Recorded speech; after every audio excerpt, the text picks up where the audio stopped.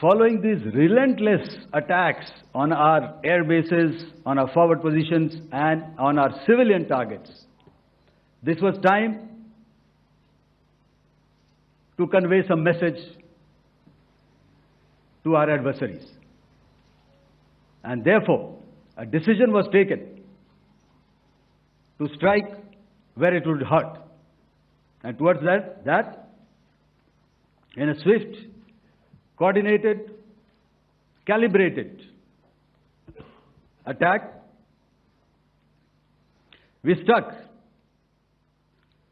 his air bases, command centers, military infrastructure, air defense systems across the entire Western Front.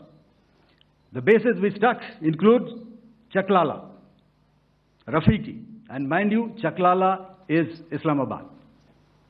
Rahim Yar Khan, Sakar, sending a clear message that aggression will not be tolerated.